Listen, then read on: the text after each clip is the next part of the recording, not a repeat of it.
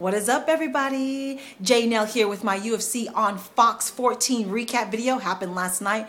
Let's talk about it. I was very nervous about all my picks, and I was right. I went 1 out of 4. So let's talk about it. First up, I chose Akira Corassani to beat Sam Sicilia. He did not. I knew this could go either way because Sam is such a power puncher, and he KO'd him in the first round. It was going back and forth.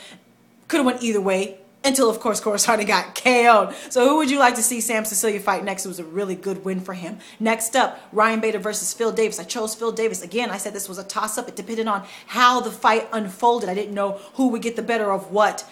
This was a very close fight. Split decision in favor of Ryan Bader. And honestly, it could have went either way. The crowd booed a little bit because there wasn't as much offense as maybe we were expecting, because both of these men respect each other quite a bit. They're both very high up in the top 10 there in the 205 division, and they're both always fighting top 10 contenders. So each fight is very important. So they were very cautious of each other. Not that much offense. Again, the crowd was booing a little bit. I think the first round probably went to Phil, maybe a little bit. Second round toss-up. Third round, Phil couldn't get a takedown. I think that's probably what swayed the decision a little bit. He landed a lot of good late kicks. Ryan, of course, is more confident with his stand-up, but he landed more shots with the punches. At the very end, closing seconds of the last round, he landed a takedown and went for a submission tip, and that, I think, probably sealed the fight for him. Again, could have went either way. Let me know who you think won that fight. Did Ryan get it? Did Phil get it? Either way, who would you like to see both men fight next? Ryan Davis, who won, or Ryan Bader, who won, and Phil Davis. Now, co-main event, and we saw 44-year-old Dan Henderson drop down to 185, where he says he's going to stay to take on Gegard Mousasi. This was the one pick that I did get. I chose Gegard Mousasi, and he won, but I hate the way he won this one. So does he. It just was kind of a womp-womp. Ended in the first round, TKO, ref stoppage, totally warranted, although it didn't look like it at first. They're going back and forth very briefly, quickly. Mousasi lands a short shot, clips the temple. Doesn't look like it's very hard, but it kind of stumbles him back. Plus, he kind of trips and falls back on the ground.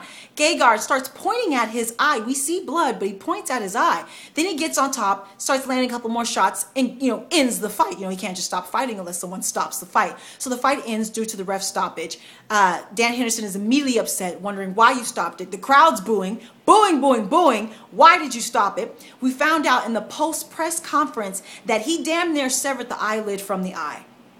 Yeah, so it was a good stoppage. Dan had to stay there in Sweden to get surgery that night to attach his eyelid to his eye because it was almost severed completely. So it was a right stoppage. It was a correct stoppage.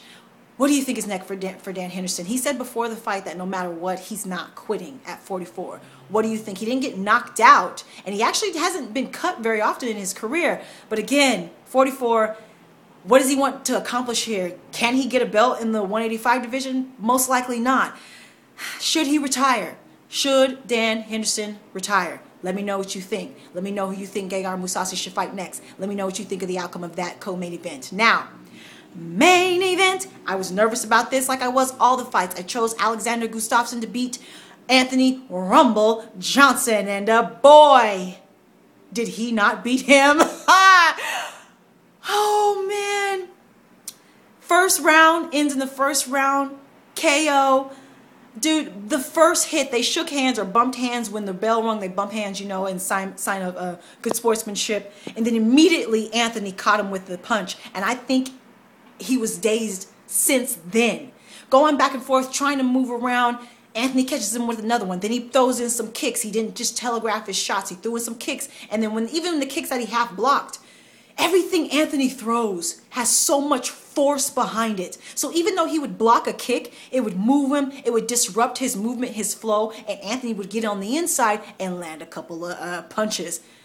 He thought about this. There was technique there. Everyone said that technically he couldn't hang with Gustafsson, that he doesn't have the skills to hang with John Jones. This fight he showed. He's here. He says he's a kickboxer. We always think of him as a power puncher and a wrestler. He showed a little bit of that. He showed some diversity here. He showed some growth. And he showed that he's ready for the next title shot. Eventually, he landed a big punch, stumbled him, got him on the ground, got his back, and just started wailing at him, hitting shots.